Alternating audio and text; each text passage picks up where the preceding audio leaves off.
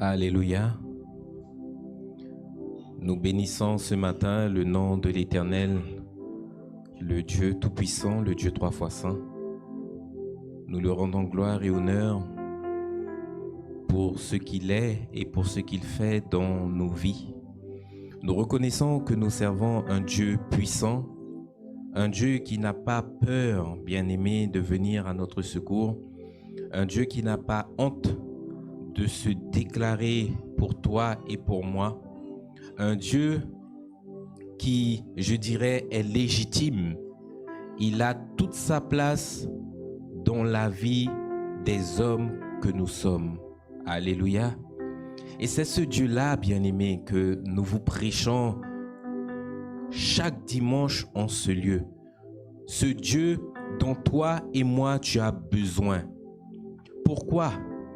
Parce que c'est en ayant pour appui le Seigneur que tu arriveras à vivre une vie qui soit agréable à Dieu. Donc en ce matin, nous nous réunissons comme d'habitude autour de la parole du Seigneur afin de lui apporter un culte qui lui soit agréable. Alléluia. Nous sommes toujours dans la continuité des richesses célestes. Nous avons vu la toute première richesse, la toute première bénédiction que le Seigneur nous donne à nous croyants, qui nous sanctifions, c'est tout simplement le corps glorieux. Mais il n'y a pas que cela, bien-aimés.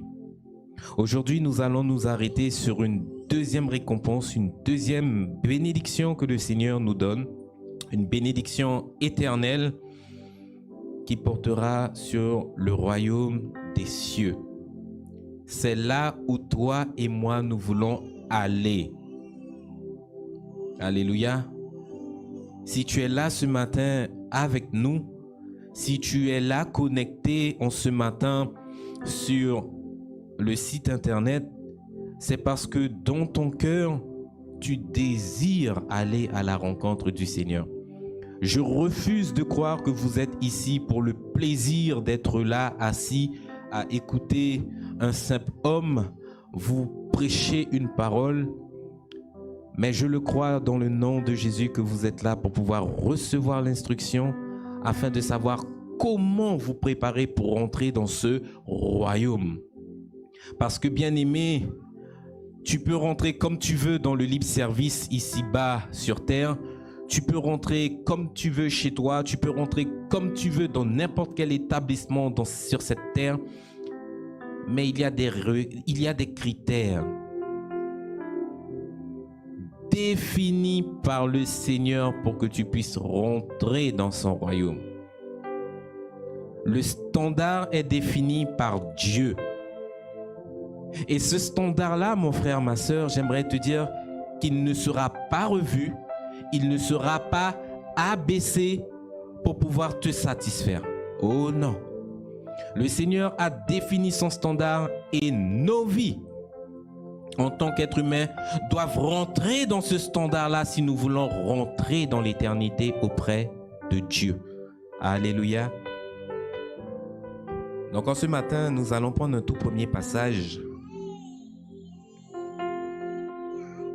dans le livre de 1 Pierre au chapitre 2. Je vous y invite, bien-aimés. 1 Pierre au chapitre 2.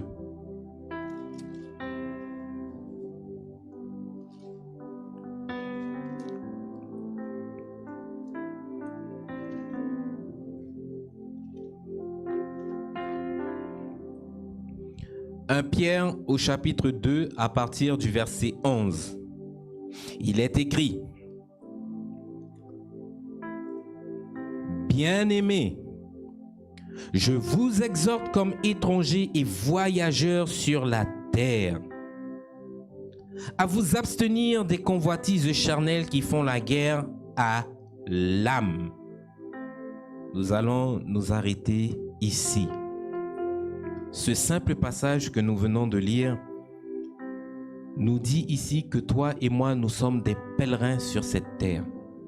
En d'autres termes, nous sommes de passage.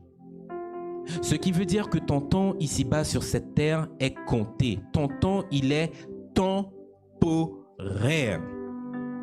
C'est pour cela que le Seigneur lui-même, dans sa grâce, nous appelle à regarder à lui. Pourquoi? Parce que le Seigneur sait que la fin de toute chose arrivera à un moment donné. Ce qui veut dire que la terre que vous connaissez là, la terre que vous chérissez pour certains, est amenée à disparaître. Et le Seigneur veut que toi et moi aujourd'hui, nous puissions avoir un point d'accroche qui soit autre que sur cette terre. Le Seigneur t'appelle à regarder à lui. Le Seigneur t'appelle à regarder à ce qui est éternel. Le Seigneur t'appelle à regarder à ce qui est durable. Et en plus d'être durable, il t'appelle à regarder à ce qui a de la valeur et qui ne périt pas. C'est pour cela, bien-aimé, qu'il y a ici-bas dans ce monde deux types de catégories de personnes, parce que certains appartiennent à un autre lieu. Certaines personnes appartiennent à un autre lieu. Je m'explique. Le croyant sanctifié qui marche selon les recommandations de Dieu a pour patrie, a pour demeure le ciel. Alléluia. Mais nous savons qu'au milieu de l'Église, il y en a qui ont pour demeure l'enfer. Et c'est une réalité que nous vivons et que nous vous prêchons quotidiennement. Faites attention à ce que vous faites. Parce que, bien aimé, il ne suffit pas uniquement de venir à l'église et puis de dire sur tous les toits, je suis un chrétien. Non. Ta vie elle-même, le témoignage de ta vie rendra compte pour toi que tu es véritablement enfant de Dieu. Ce qui veut dire que ce n'est pas toi qui diras et qui déclarera publiquement « Je suis un enfant de Dieu, je suis une âme sauvée, j'ai gagné le royaume ». C'est pas comme ça que ça marche. Le standard, comme je vous l'ai dit, il est défini par le Seigneur. Ce qui veut dire qu'à un moment donné, il y a un événement qui apparaîtra, un événement qui se produira et qui révélera qui est-ce que tu es réellement? À qui est-ce que tu appartiens? Au diable ou à Dieu? Et nous l'avons dit la fois passée, cet événement-là, ce n'est autre que l'enlèvement de l'Église. Pour tous ceux et celles qui disent « Je suis chrétien », au jour où cet événement-là prendra place, lorsqu'ils seront restés, ils finiront par bien comprendre qu'à ce moment-là, que non, ils pensaient connaître Dieu, mais en réalité, ils ne vivaient pas conformément à la parole de Dieu. C'est pour cela, peuple béni, que chaque jour est une opportunité. Vous devez comprendre cela, chaque jour est une opportunité pour vous et moi de nous préparer pour la rencontre du Seigneur.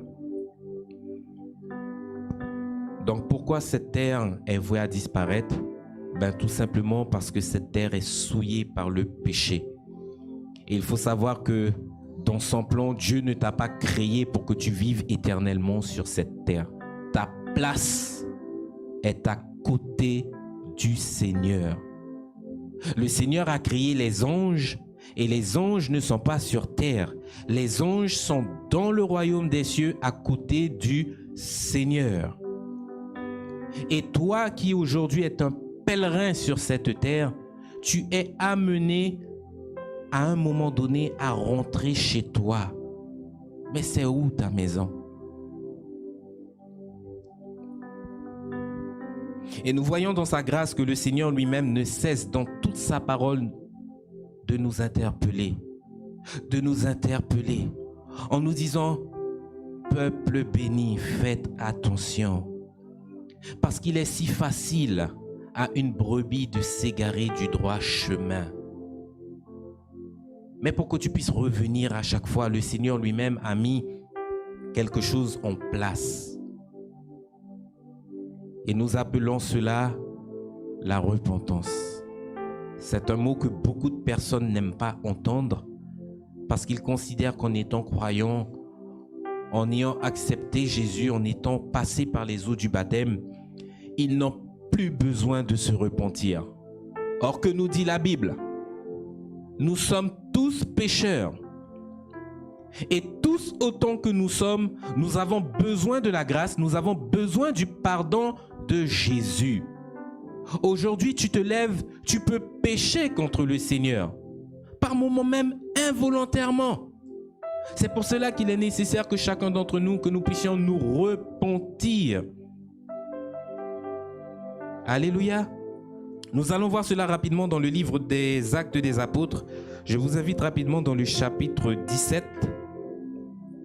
Nous allons commencer à rentrer dans la parole ce matin pour voir ce que Dieu attend de nous. Parce que, peuple de Dieu, le royaume ne se gagne pas en un claquement de doigts. Il y a des efforts à fournir pour pouvoir rentrer dans ce lieu. Alléluia. Acte 17, nous prenons la lecture à partir du verset 30, où il est écrit: Dieu, sans tenir compte des temps d'ignorance, annonce maintenant à tous les hommes. Il n'est pas dit ici à un homme, hein. Il n'est pas dit ici, Dieu, sans tenir compte des temps d'ignorance, annonce maintenant au pasteur Maxime. Non, c'est pas ça qui est écrit. On lit bien. Annonce à tous les hommes, que tu sois en Guyane, que tu sois en Chine, que tu sois aux États-Unis, peu importe là où tu es basé localement, le Seigneur appelle tous les hommes que nous sommes en tout lieu à se repentir. Alléluia, verset 31. Parce qu'il a fixé un jour où il jugera selon la justice le monde par l'homme qu'il a désigné, ce dont il a donné à tous une preuve certaine en le ressuscitant des morts. C'est un premier passage, bien-aimé, Acte 17, du verset 30 à 31.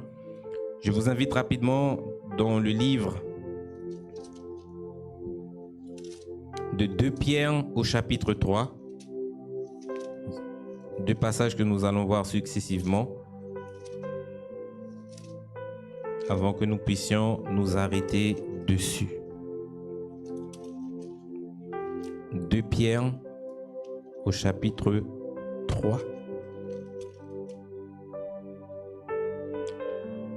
2 Pierre au chapitre 3, nous prenons la lecture à partir du verset 9.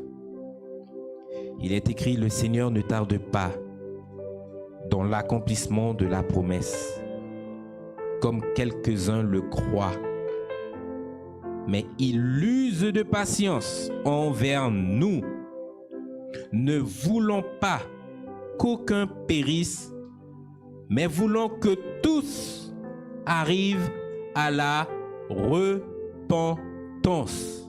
Alléluia. La Bible nous dit quoi dans les deux passages que nous venons de lire? Le premier dans Acte 17 et le second dans 2 Pierre 3. Le Seigneur qui nous a créés à son image. Le Seigneur qui a vu sa création être corrompue par le péché, nous dit en ce matin qu'il ne veut pas nous voir périr. En d'autres termes, tu n'as pas été créé, mon frère, ma soeur, pour pouvoir aller périr éternellement loin du Seigneur pour toujours en enfer. Ce n'est pas là le plan du Seigneur pour l'humanité. Alléluia. Et la Bible nous dit bien dans ces deux passages-là que le Seigneur nous appelle à la repentance. La repentance, c'est quoi? C'est le fait de t'examiner quotidiennement au travers de la parole de Dieu, de voir ton péché et de te détourner radicalement de ton péché. C'est revenir de toute ta mauvaise voie. C'est sortir de l'apostasie pour revenir sur le droit chemin. C'est de dire au Seigneur, mon Dieu, je ne veux plus ce que le monde me donne. Je ne veux plus ce que le monde me donne. Je ne veux plus de ces choses parce que ces choses-là me trompent. Ces choses-là nuisent à mon éternité. Ces choses-là nuisent, Seigneur mon Dieu Père, à mon âme. Aujourd'hui, je veux me concentrer à toi et toi seul. Tu te détournes du chemin large pour pouvoir rentrer, comme j'aime bien le dire, dans les ronds, sur le chemin étroit du Seigneur. Quand vous lisez la Bible, le Christ lui-même n'est pas venu avec un autre message que celui de la repentance. Donc quand on parle de repentance, les gens ont tendance à dire, oui, mais vous avez que ce mot-là à la bouche, la repentance, on en a marre de ce mot-là. Mais peuple de Dieu, c'est la clé pour que vous puissiez rentrer dans l'éternité. La Bible nous dit quoi? Lorsque le Seigneur, revenu du désert, après avoir été tenté, après avoir été séduit de toutes les façons possibles par le diable, le premier message avec lequel il est revenu, vous pensez que c'est le message de la bénédiction? Non. Repentez-vous parce que le royaume des cieux est proche. C'est la première parole que le Seigneur a dite aux créatures que nous sommes. Repentez-vous parce que le royaume des cieux est proche. En d'autres termes, si vous voulez rentrer dans l'éternité, commencez à changer de conduite. C'est ce que le Seigneur nous dit là.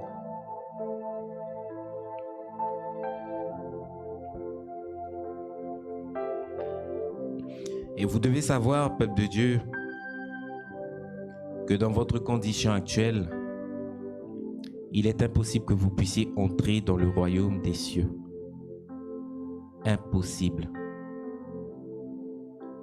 Souvent, nous voyons des personnes qui ne sont pas éclairées, pensant que lorsqu'ils seront enlevés, c'est ce que nous voyons devant nous là qui se retrouvera dans le temple, dans la présence du Seigneur.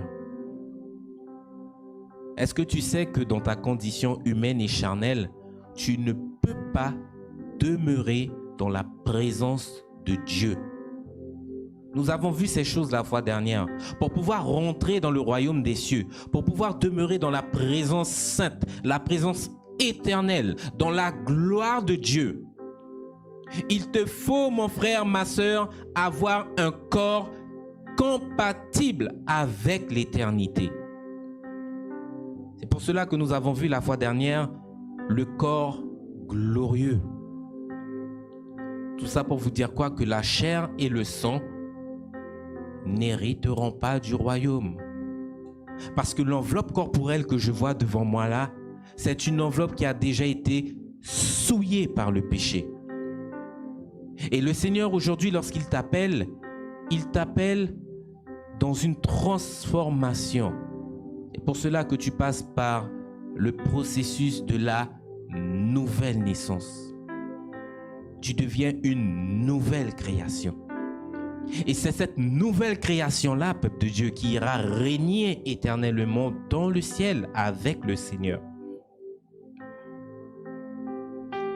Alléluia. Donc le royaume des cieux, alléluia. C'est là que tout le monde désire entrer. Tout le monde. Et j'aimerais vous dire que depuis que Jésus est venu dans ce monde, le Seigneur n'a jamais caché son intention de nous voir revenir à lui. Il ne l'a jamais caché, mais c'est publiquement qu'il l'a dit.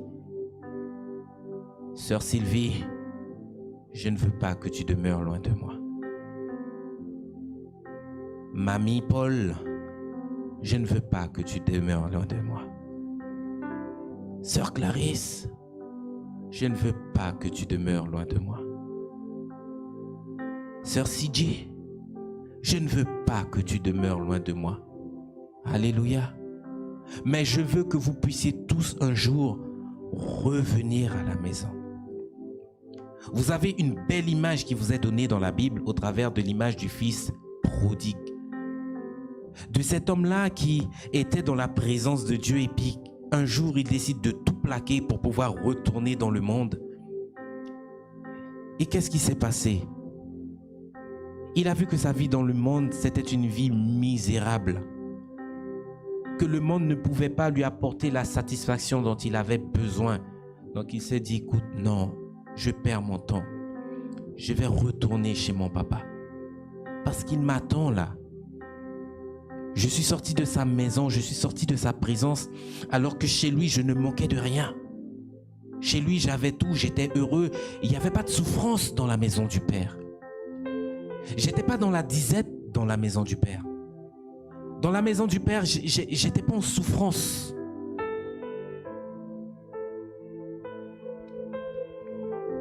Dieu ne cache pas, peuple de Dieu, son intention de vous voir régner dans la gloire avec lui. Je vous invite rapidement dans le livre de Jean 14. Jean au chapitre 14. Nous allons prendre la lecture à partir du verset 1 qui nous dit, alléluia, vous y êtes, Jean 14, qui nous dit, que votre cœur ne se trouble point. Croyez en Dieu et croyez en moi. Et regardez l'annonce là qui suit au verset 2. Il y a plusieurs demeures dans la maison de mon Père. Si cela n'était pas, je ne vous l'aurais pas dit. Je vais vous préparer une place. Et lorsque je m'en serai allé et que j'aurai fini de tout préparer, je reviendrai vers vous et je vous prendrai avec moi, afin que là où je suis, que vous y soyez aussi. Alléluia. Dieu ne cache pas son intention de vous voir régner éternellement avec lui. Et la Bible nous dit quoi dans ce passage que nous venons de lire?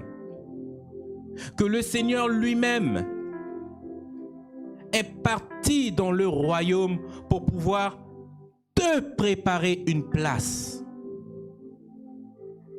Il ne va pas uniquement préparer une place pour le pasteur, hein. Vous êtes le peuple de Dieu. Pour toute personne qui a cru, qui a accepté le Seigneur, pour toute personne dont l'identité, la nationalité a changé, cette personne-là appartient à l'éternité.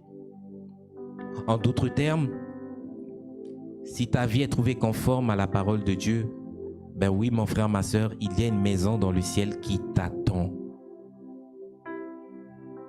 Et la Bible nous dit quelque chose de merveilleux. C'est Jésus lui-même qui ira préparer cette maison-là pour toi. Nous voyons que dans le royaume des cieux, le Seigneur est entouré de myriades d'anges. Il a tout plein de serviteurs dans les cieux. Il aurait pu se dire, bon ben écoute, pour mon fils, pour ma fille, je vais envoyer tel ange pour qu'il puisse te préparer une maison. Mais quand nous lisons la Bible nous dit quoi? J'irai vous préparer une demeure. Ce qui veut dire quoi? Que le Seigneur lui-même s'emploiera lui-même à vous préparer cette maison. Et comme il est l'architecte de ton cœur, il saura exactement comment la bâtir, cette maison, pour qu'elle puisse correspondre à tes critères lorsque tu rentreras en haut. Ce qui veut dire que lorsque nous prendrons possession de nos maisons en haut, nous serons dans la joie de voir ce que le Seigneur a préparé pour nous. Aujourd'hui, nous sommes près d'atteindre les 8 milliards d'habitants sur cette terre. Et j'aimerais te dire que le royaume des cieux est assez grand, il est assez vaste pour recevoir tout le monde. La Bible nous dit que la grâce de Dieu, source de salut, a été manifestée à tous les hommes. En d'autres termes, pour toute personne qui décide de recevoir le Seigneur, cette personne-là peut entrer dans le royaume. À combien plus forte raison les 8 milliards de personnes que nous sommes, le Seigneur vous regarde tous à bras ouverts en train de vous attendre. Mais comme nous le disons, c'est une question de choix. Vous pouvez parler du Seigneur à plusieurs personnes, mais malheureusement, elles ne sont pas encore convaincues. Ou si elles ne sont pas encore convaincues, elles ne sont pas encore prêtes. Elles croient en Dieu, mais elles ne sont pas encore prêtes à donner leur vie parce qu'elles sont encore attachées aux choses du monde.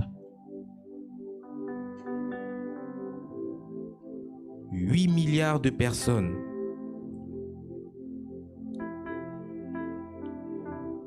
Le Seigneur lui-même s'investira personnellement pour te créer quelque chose de valeur. Et tu veux savoir pourquoi il n'enverra pas un ange? Parce que mon frère, ma sœur, tu ne dois pas oublier que tu portes en toi l'image de Dieu. Tu ne dois pas oublier que tu portes en toi le souffle de vie de Dieu. Et parce que tu as ces caractéristiques-là en toi, il ne peut pas donner aux anges cette mission. Il ne peut pas. De la même manière qu'il n'a pas pu donner à un ange, à un archange ou à je ne sais quoi de venir mourir à la croix pour toi. Non. Pour l'image de Dieu, pour la vie de Dieu qui est en nous, il a fait lui-même le déplacement. Il s'est donné lui-même à la croix pour nous. Donc à combien plus forte raison pour te recevoir dans le royaume, c'est lui-même qui sera à l'œuvre pour pouvoir tout préparer. C'est lui-même qui sera à l'œuvre également pour pouvoir nous recevoir. Nous l'avons vu ça dimanche dernier. Au jour de l'enlèvement, avant que vous puissiez rentrer dans le royaume, le Seigneur lui-même au son de la trompette descendra pour pouvoir venir récupérer l'église et escorter l'église dans le royaume. C'est une belle vision, ça. Amen. Vous voyez jusqu'où le Seigneur va pour vous? Alors que nous étions destinés à l'enfer. La Bible dit que nous étions tous morts par nos offenses. Et malgré le péché que nous avions commis, le Seigneur continue de manifester son désir de te voir dans le ciel. Mais il te dit, attention là, c'est le désir de mon cœur de te voir revenir. Mais s'il te plaît, prends ma parole, écoute ma parole, médite ma parole, mets en pratique ma parole, repens-toi. Le Seigneur vous donne les clés pour que vous puissiez vous préparer. Ce qui veut dire qu'en ce matin, nous ne sommes pas des orphelins livrés à nous-mêmes, venant à l'église, écoutant un message et puis on se dit dans notre cœur, j'ai entendu la parole de Dieu, mais comment est-ce que je fais pour pouvoir me préparer pour rentrer dans le royaume? Aujourd'hui, le chrétien n'est pas en droit de se poser ce type de questions parce qu'il a tout dans la parole de Dieu. Et si vous avez besoin d'être guidé, le Seigneur vous dit, j'ai levé des serviteurs. Ils seront capables à même de vous guider, de vous enseigner pour que vous puissiez savoir comment vous préparer. Écoutez-les. Écoutez-les. Ce qui veut dire que lorsqu'on vous dit, peuple de Dieu, le Seigneur attend de son peuple que son peuple puisse être discipliné, que son peuple puisse être obéissant. Vous pensez que c'est pour le plaisir qu'on vous dit ces choses? Non, c'est parce qu'il y a un but. Il y a quelque chose qui vous attend derrière tout ça.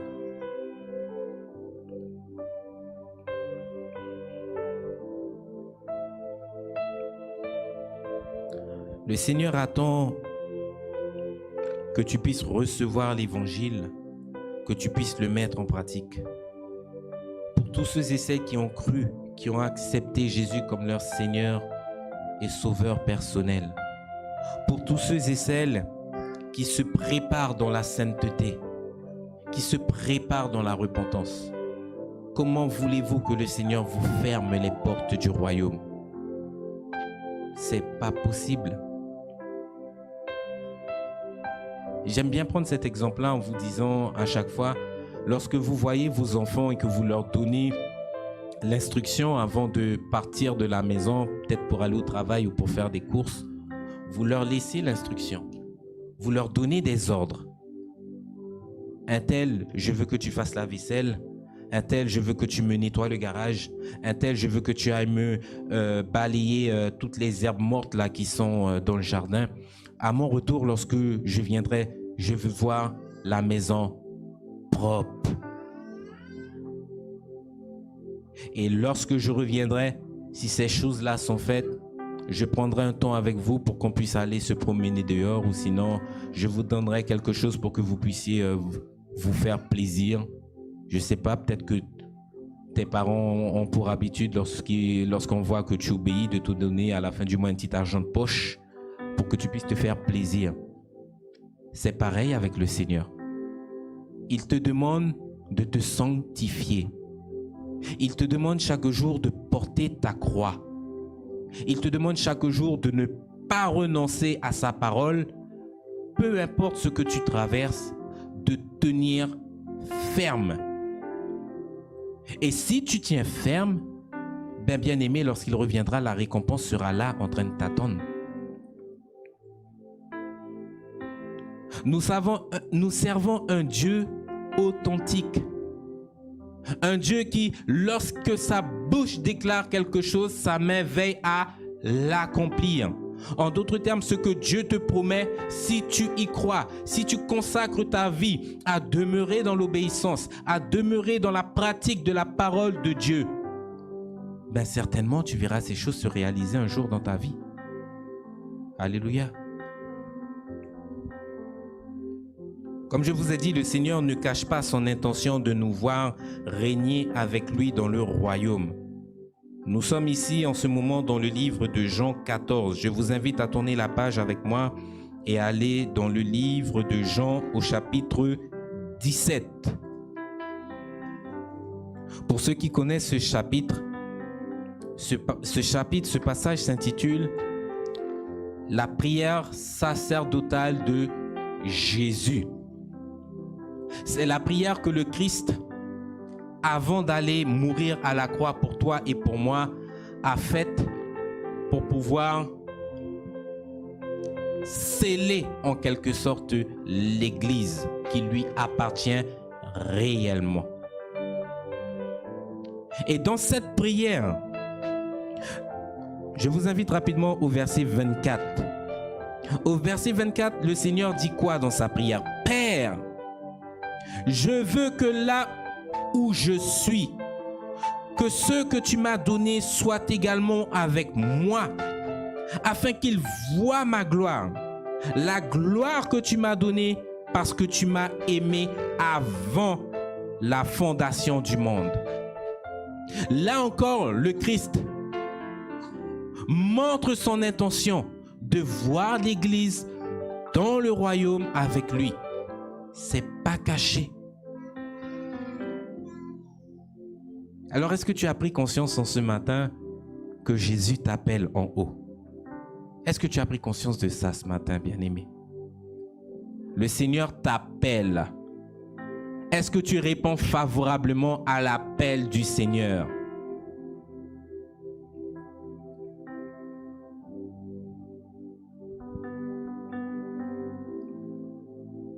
Le Seigneur ne cache pas son intention.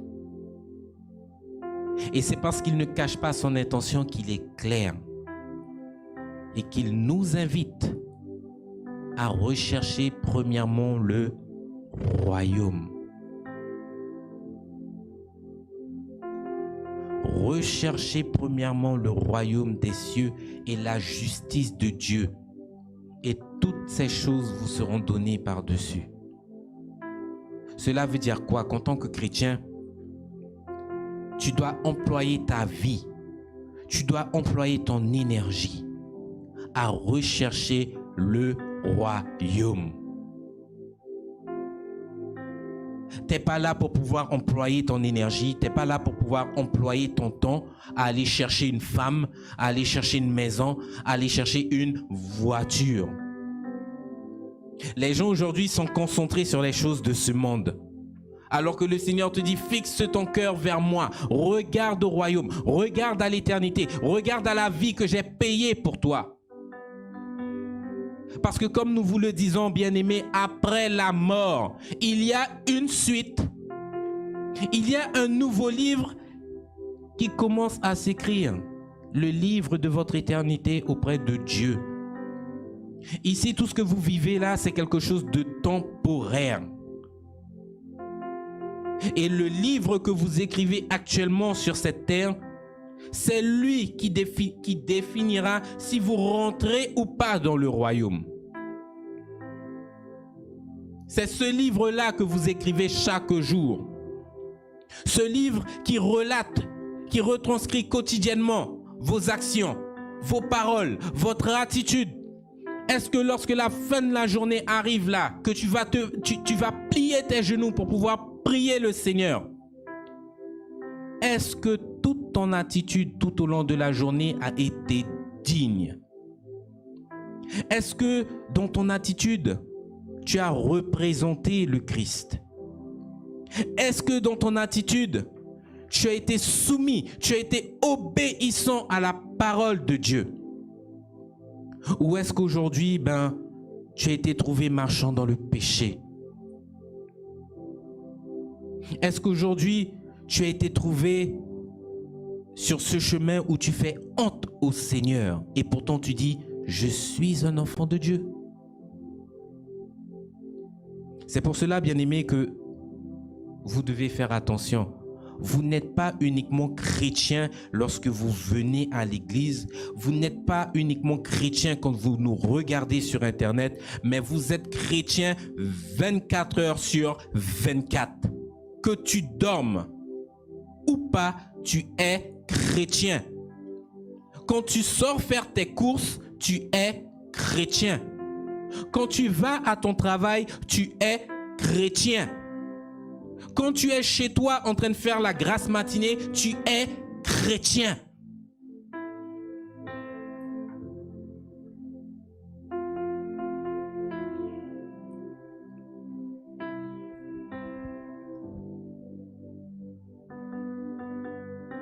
Le Seigneur vous invite à donner la priorité au royaume. Donner la priorité au royaume, c'est donner la priorité à Dieu dans votre vie.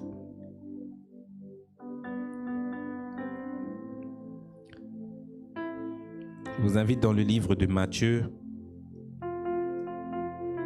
au chapitre 7.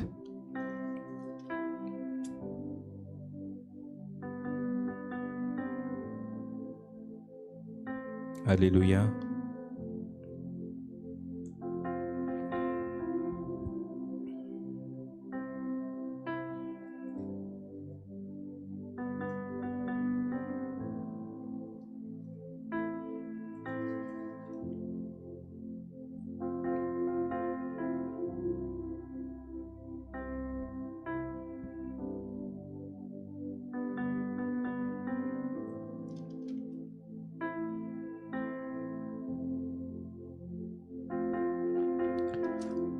Matthieu 7, à partir du verset 13, il est écrit « Entrez par la porte étroite, car large est la porte, spacieux est le chemin qui vous entraîne à la perdition.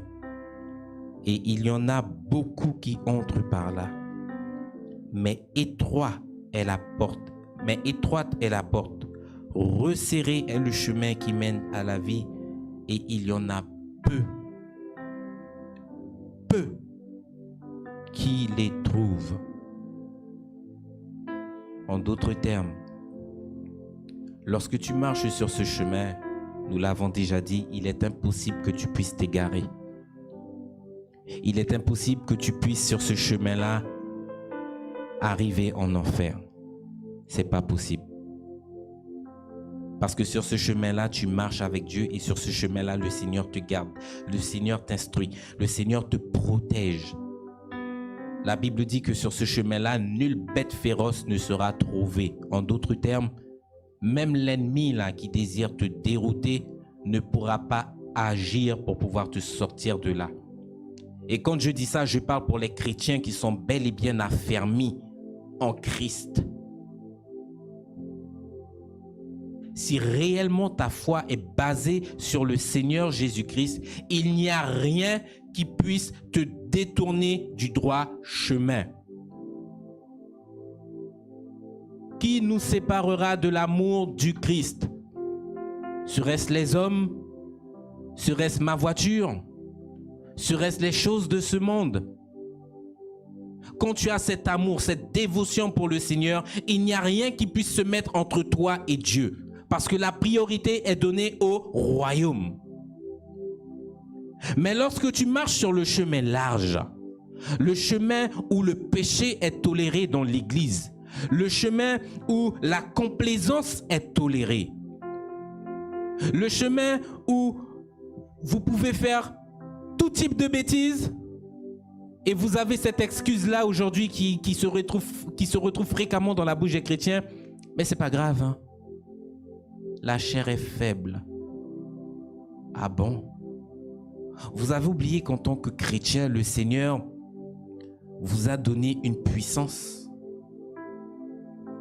La Bible dit que le chrétien, il marche avec autorité. Il marche avec une puissance qui est surnaturelle. Ce n'est pas ta puissance, c'est la puissance même de Dieu. Cette même puissance-là qui a dit que la lumière soit. Tu marches, mon frère, ma soeur, avec cette puissance-là. Ce qui veut dire qu'en tant que chrétien, il n'est pas possible que revêtu du Saint-Esprit, que tu te laisses berner par le diable. Un chrétien, c'est quelqu'un qui voit toutes choses à l'avance. Pourquoi? Parce qu'il a le discernement. Ce n'est pas quelqu'un qui se laisse tromper. Et malheureusement, beaucoup sont sur le chemin large, prétextant être enfant de Dieu, prétextant avoir gagné le ciel, prétextant demain matin, si la mort les surprend là, qu'ils seront directement dans la présence de Dieu. Est-ce que tu peux être dans la présence de Dieu alors que tu es dans le péché sexuel? Est-ce que tu peux être dans la présence de Dieu alors que tu appartiens, tu es affilié aux choses de ce monde? La Bible nous dit quoi? Ne vous conformez pas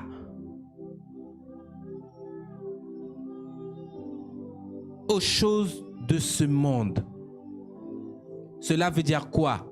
Qu'en tant qu'étranger, en tant que pèlerin sur cette terre, si tu as donné ta vie à Jésus-Christ, tu n'es plus la sœur Sylvie que je connais qui appartient à ce monde, parce que en donnant ta vie au Seigneur, il y a eu un processus de transformation qui s'est opéré. Tu appartiens maintenant au ciel. Ta nationalité, elle est céleste. Ta citoyenneté, elle est céleste. En d'autres termes, tu ne vis plus en te conformant aux choses de ce monde, mais tu vis en te conformant à la parole de Dieu. C'est ça un chrétien. Et bien sûr, en tant que chrétien, tu te dois d'être lumière et de dénoncer ce qui est péché. Le chrétien ne peut pas regarder le péché se passer à côté de lui et dire « Oh, vous savez, c'est pas grave. Hein. » Non, non, non, non, non. En tant que chrétien, tu es lumière. Et tu dois prendre position pour l'évangile. Tu dois prendre position pour le Seigneur. Lorsque l'on voit aujourd'hui le Seigneur condamner certaines choses dans ce monde. Je donne un exemple. Que celui qui couche avec une femme, je pense que vous voyez de quel verset je parle. Celui qui couche avec un homme, que si deux hommes couchent comme on couche avec une femme, les deux personnes qui commettent cela, la Bible appelle cela une abomination. Dans l'Ancien Testament, la Bible disait que ces deux personnes-là seront punies de mort. Si un homme est trouvé avec un homme, si une femme est trouvée avec une femme, c'est une abomination. Ce n'est pas juste un péché, c'est une abomination. Alléluia.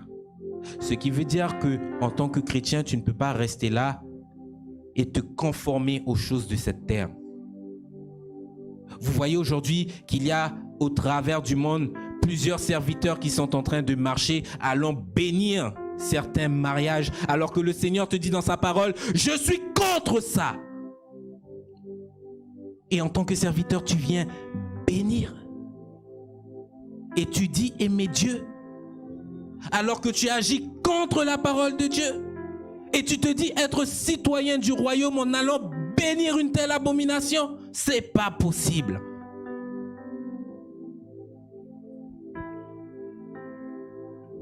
Lorsque Dieu condamne, vous devez condamner également. C'est le rôle du chrétien. Pourquoi je dis ça? Parce qu'aujourd'hui, on est rentré dans une sorte de légèreté, de complaisance avec le monde, où lorsqu'on voit les choses se faire, eh ben, on tolère. C'est pas grave. Tu sais, c'est pas grave. Mais le Seigneur est amour, hein, c'est pas grave. Vous voyez la personne continuer à commettre le même péché tous les jours, c'est pas grave. La personne vient à l'église, elle s'assoit à côté de vous. Tu sais mon frère, ma soeur, je suis un enfant de Dieu. Hein. Vous savez ce qu'elle commet, au lieu de la corriger, de la reprendre, de la remettre sur le droit chemin, c'est pas grave.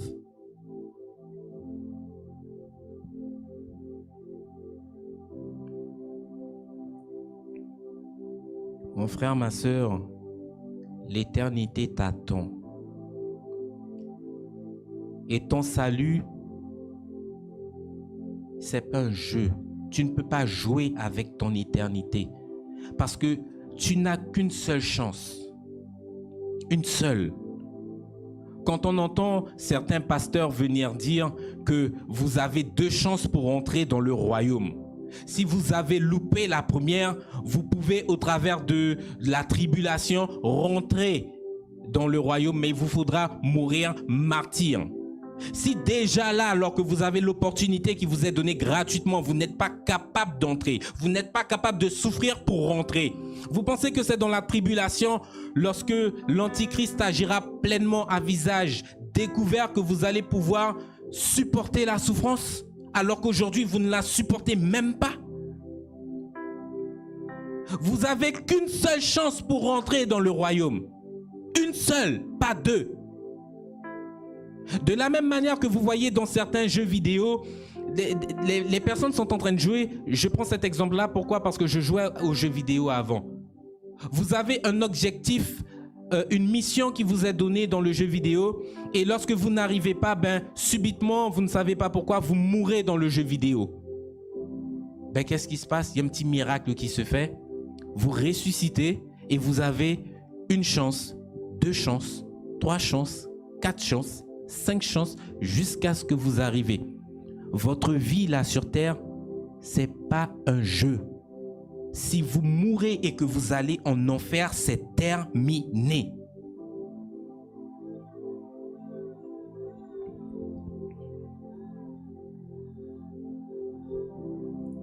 Vous devez apprendre à donner la priorité au royaume. Et le royaume, une fois que vous l'avez trouvé, alléluia, une fois que vous avez trouvé le royaume, vous devez apprendre à le chérir. Vous devez apprendre à le garder. Je vous invite dans le livre de Matthieu 13. Nous tournons la page. Matthieu 13, nous prenons la lecture à partir du verset 45. Il est écrit, le royaume des cieux est encore semblable à un marchand qui cherche de belles perles. Il a trouvé une perle de grand prix et il est allé vendre tout ce qu'il avait et l'a acheté. Alléluia. En d'autres termes, le royaume des cieux, lorsque tu le poursuis, lorsque ça devient pour toi une obsession de le trouver et qu'au final, merci Seigneur, tu finis par le trouver. La Bible dit quoi? Tu gardes cela, tu le serres, tu le préserves. Pourquoi? Parce que tu sais qu'à un moment donné, tu peux perdre le royaume. Et cette personne-là, la Bible dit quoi? La Bible nous dit bien, verset 45, pardon. Le royaume des cieux est encore semblable à un marchand qui cherche de belles perles. Quand il a trouvé la perle de grand prix, en d'autres termes, quand il a trouvé le royaume des cieux, la Bible dit quoi? Regardez ce qu'il a fait tout juste après. Il est allé vendre tout ce qu'il avait pour pouvoir acheter. En d'autres termes, il a donné tout ce qu'il avait. Il a pris toute son énergie pour pouvoir consacrer cela à rechercher le royaume. Et quand il l'a trouvé, il s'est dit non. Il n'y a personne qui viendra me ravir ce que je viens de trouver là. Ici, quand je vous parle là, ça devrait être l'attitude de tout chrétien. J'ai trouvé le Seigneur Jésus, j'ai trouvé quelque chose que le monde n'est pas capable de me donner. Donc, attention là, le monde va venir essayer de te ravir ce que tu as trouvé. Tu mets une frontière, tu mets une barrière en disant au monde, non, stop. À partir d'ici, c'est mon intimité, c'est ma relation avec le Seigneur et ces choses-là ne doivent pas être impactées ni ébranlées. Tu mets un frein de façon à ce que les choses du monde ne viennent pas t'assaillir. Tu mets un frein afin que les choses du monde ne deviennent pas pour toi un piège de main. Aujourd'hui, si vous posez la question au peuple, je veux que l'on soit sincère, bien-aimés. Soyez sincères avec vous-même. Qui aujourd'hui est sûr d'aller dans le royaume? Qui? Si vous êtes sûr, levez la main. Moi-même, je ne la lève pas. Parce que pour moi-même, ce n'est pas gagné. C'est tous les jours que tu dois travailler pour ton éternité. Tous les jours. Et malheureusement, certaines personnes vous font croire que vous avez déjà gagné le ciel par le simple fait d'être passé par les eaux du baptême. Bien-aimé, le baptême ne sauve pas. Tu peux te faire baptiser, je le disais il n'y a pas longtemps encore, tu peux te faire baptiser et à peine être sorti des eaux du baptême, tu peux déjà à l'instant même te corrompre et te souiller de nouveau avec les choses du monde et perdre ton salut. Ton éternité, c'est quelque chose qui s'entretient chaque jour. Le Seigneur, chaque jour, te démontre son amour, te démontre sa fidélité. Donc, chaque jour, tu devras apprendre à être dans cette fidélité également, dans cette démonstration d'amour envers le Seigneur. Alléluia. Et lorsque vous avez trouvé le ciel, j'aimerais vous dire que tout ce qui vous entoure là ne compte plus. Parce que vous avez trouvé là la véritable richesse. Alléluia. Donc, si je te pose une question ce matin, mon frère, ma soeur, en tant que chrétien qui désire rentrer dans l'éternité, tu es censé pouvoir me répondre. Où se trouve le royaume des cieux? Mais où là-haut?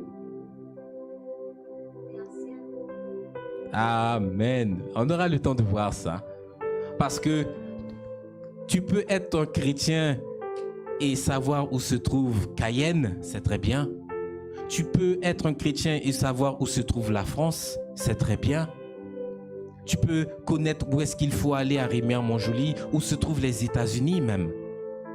Mais pour toi qui désires rentrer dans le royaume, il faut que tu puisses savoir où est-ce que ça se trouve. Tu ne peux pas entamer ce pèlerinage-là et ne pas savoir où est-ce que tu vas. C'est pas normal. Nous allons voir une succession, bien-aimés, de versets pour que vous puissiez connaître l'emplacement du ciel au-dessus de vos têtes. Alléluia. J'invite le peuple dans le livre des psaumes. Le psaume 103.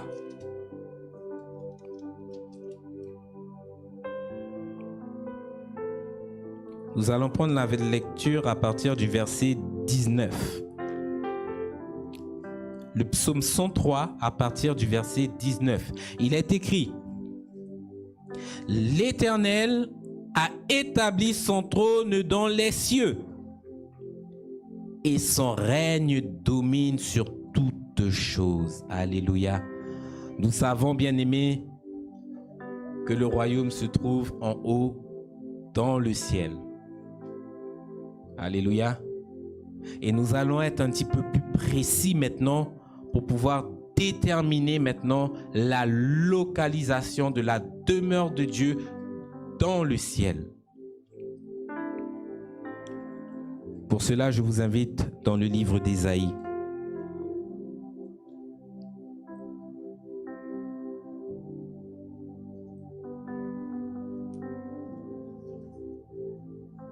Le livre d'Ésaïe, à partir du verset 14.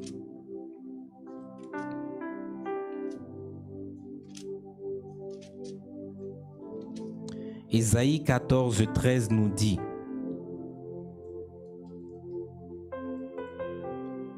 Tu disais en ton cœur, je monterai au ciel, j'élèverai mon trône au-dessus des étoiles de Dieu et je m'assiérai sur la montagne de l'assemblée, à l'extrémité du septentrion. Alléluia. Ici, bien-aimés, la localisation du trône vous est donnée à l'extrémité du septentrion. Ce qui veut dire que le royaume des cieux se trouve en haut dans les cieux, mais à l'extrémité nord du ciel. Alors peut-être que vous allez commencer à vous positionner, à chercher le nord, mais ne faites pas ça. Tout simplement pourquoi? Parce que selon la façon dont vous vous disposez, vous êtes sur terre, pour nous, le nord peut être partout. Au moment où je me tiens, le nord est devant moi, alors qu'il faut bel et bien se positionner pour pouvoir connaître où se trouve le nord. Le nord, en réalité, se trouve par là. Alléluia. Mais en vous regardant, je pourrais dire que le nord se trouve devant moi. Mais non, le nord se trouve par là. Donc, en haut dans le ciel et à l'extrémité nord. Alléluia. J'invite le peuple dans le livre d'Ézéchiel. Ézéchiel au chapitre 14.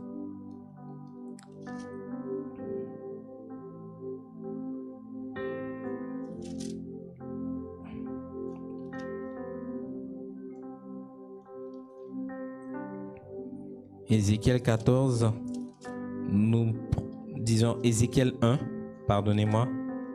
Nous prenons la lecture à partir du verset 4.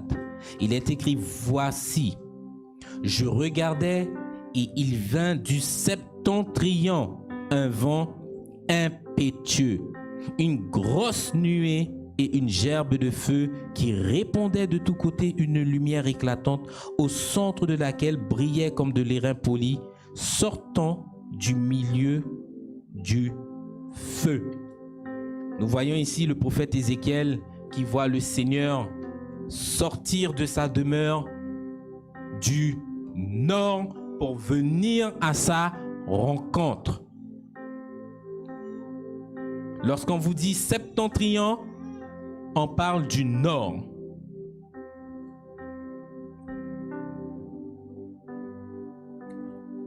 Nous allons voir un dernier passage. Je vous invite à retourner dans le livre des psaumes. Nous allons nous arrêter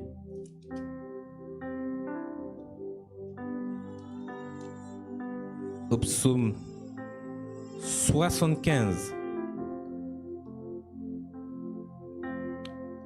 qui nous dit au verset 7, « Car ce n'est ni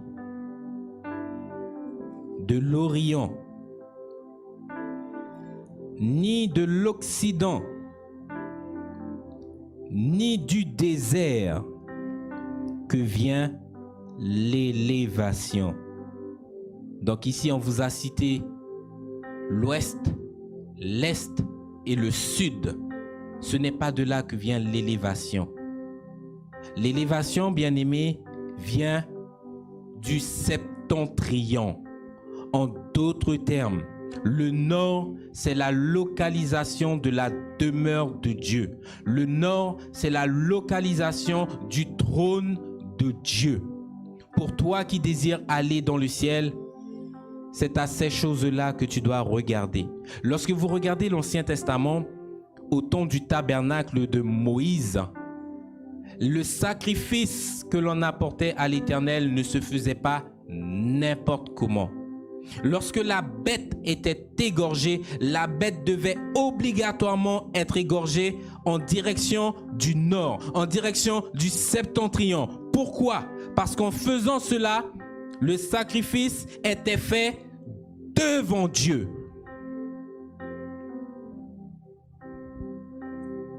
C'est du nord que nous vient le salut. Le salut de la grâce que tu as aujourd'hui te vient du nord.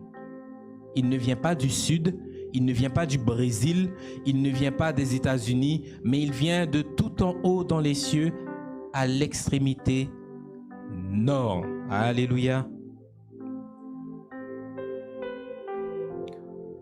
Nous allons voir un dernier passage avant de conclure. Je vous invite dans le livre d'Apocalypse 21.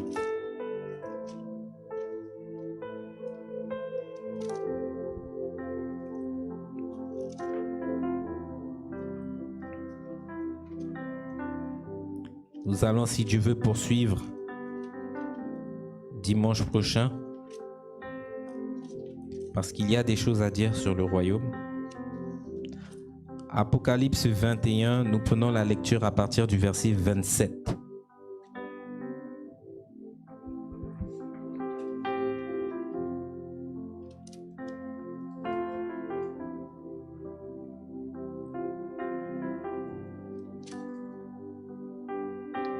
Apocalypse 21, verset 27, il est écrit: « Dans ce lieu, il n'entrera rien qui soit souillé, ni personne qui se livre à l'abomination et au mensonge.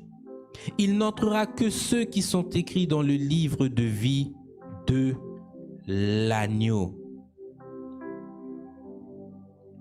En d'autres termes, c'est ici le lieu où chacun d'entre nous, nous désirons aller. Mais est-ce que tu sais que pour arriver au ciel, il y a des prérequis? Il y a des choses qu'il te faut avoir pour accéder à ce lieu-là. La Bible nous dit que rien de souillé n'y entrera. En d'autres termes, le péché ne se retrouvera pas dans le royaume. Ni personne qui se livre à l'abomination. L'abomination ne se retrouvera pas là-haut. Ceux qui pratiquent le mensonge ne se retrouvera pas là-haut. Pourquoi? Parce que ce lieu-là est saint. Et le péché ne sera pas accepté là-bas. Peu importe sa forme, petit ou grand, il ne sera pas accepté. Et il te faut certaines choses pour pouvoir aller là-bas. Comme je l'ai dit, il te faut avoir des prérequis. Lorsqu'on dit au peuple, repentez-vous, Vous pensez que le pasteur le fait avec joie?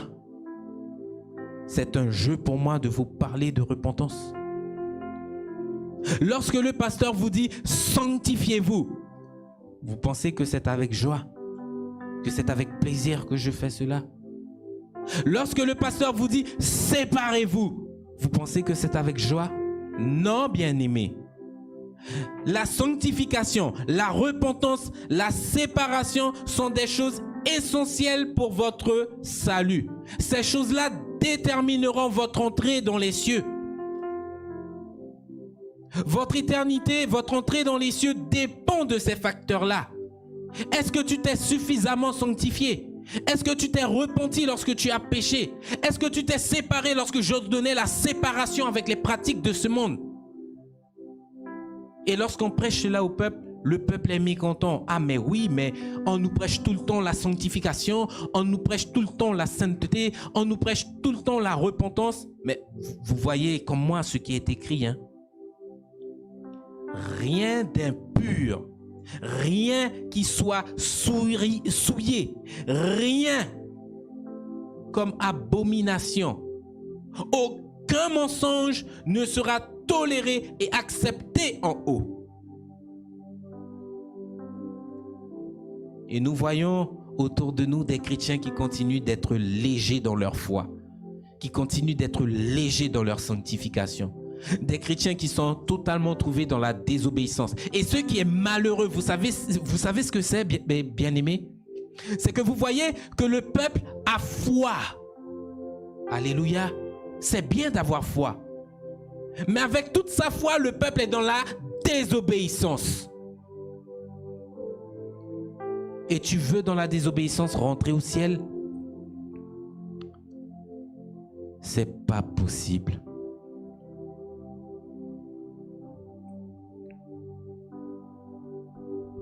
Certains pensent attendre le retour du Seigneur pour pouvoir commencer à se sanctifier.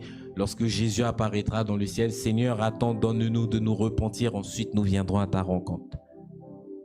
C'est pas lorsque vous allez vous apprêter à rentrer dans le ciel qu'il faudra rechercher la sanctification. Comme on vous le dit, comme on vous le prêche tout le temps, c'est maintenant que l'opportunité vous est donnée de vous préparer.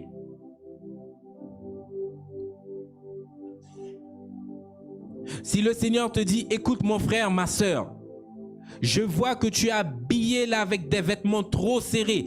Ta mini-jupe là ne rentrera pas dans le royaume. Ta mini-jupe te donne d'être une pierre d'achoppement pour des hommes dehors. Si on te dit, mon frère, ma sœur, couvre-toi. Vous pensez que le pasteur le fait pour le plaisir? Non. C'est une recommandation dans le processus de la sanctification. La Bible dit que vous êtes le temple du Saint-Esprit. Le temple du Saint-Esprit, c'est quoi? Vous faites la comparaison avec le tabernacle de Moïse. Voyez comment le tabernacle lui-même était recouvert par toutes sortes de peaux d'animal. Pourquoi? Parce qu'il ne fallait pas que le peuple autour puisse voir ce qui se passe à l'intérieur du temple. Tout était précieusement, soigneusement couvert. Et toi, aujourd'hui, qui es le temple du Saint-Esprit, tu veux marcher dénudé. C'est pas compatible avec la sainteté que le Seigneur te prêche dans sa parole. Avoir tout type de décolleté, c'est pas possible de te dire enfant de Dieu alors que tu as un décolleté. Vous regardez généralement les personnes qui ont une poitrine généreuse, lorsqu'elles ont un décolleté et qu'elles ont un entretien ou une discussion avec un homme, obligatoirement vous allez voir l'œil de l'homme loucher quelque part en bas là. Pourquoi? C'est exposé, ça attire. Tu entraînes des hommes dans ta chute. Et tu viens à l'église chaque dimanche. Je suis un enfant de Dieu. J'appartiens au royaume. Ma citoyenneté est céleste. Peuple de Dieu, votre accoutrement, votre habillement en dit long. Si vous continuez à suivre la mode de ce monde, vous êtes toujours attaché au monde. Un chrétien, par son style vestimentaire, fait déjà la différence. On voit que tu es une personne qui te préserve. On voit que tu es un chrétien qui demeure là dans la sanctification et la sainteté. Tu n'es pas là pour pouvoir embellir ta chair à la vue des hommes pour que les hommes puissent te regarder, te contempler et trouver que tu es beau, que tu es magnifique. Non, tu dois parler, tu dois vivre pour le Seigneur.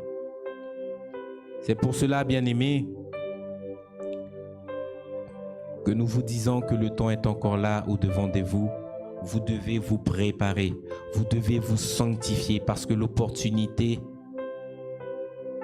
arrive bientôt à sa fin. La petite porte que le Seigneur a ouverte pour vous est sur le point de se fermer. Et quand elle sera fermée, la condition dans laquelle le Seigneur t'aura trouvé, c'est dans cette condition-là que tu resteras éternellement. Si lorsqu'il revient, tu es trouvé prêt à partir, tu partiras. C'est comme l'histoire des vierges folles et des vierges sages. Les vierges folles, n'étant pas prêtes, ont été laissées sur le pas de la porte. Tandis que le Seigneur est rentré dans son royaume avec les vierges sages, pardonnez-moi, qui se sont préparées. À chaque instant de ta vie, tu dois te préparer et tu ne dois pas manquer de te préparer. Alléluia. Il y a un royaume éternel, un royaume puissant qui nous attend, peuple de Dieu. Et vous devez faire en sorte à rentrer dans cette dimension pour pouvoir plaire au Seigneur. Le chrétien ne vit plus pour lui-même, mais il apprend à vivre pour Dieu, selon la volonté de Dieu. Et la Bible dit que c'est dans la souffrance que les portes du royaume vous seront ouvertes. Ce qui veut dire un chrétien ici-bas sur cette terre n'est pas dans la réjouissance. Il est dans la réjouissance parce qu'il sert Dieu, oui, mais il est constamment persécuté parce que le monde en face est hostile. Alléluia. Je vous invite à vous mettre debout, bien-aimés.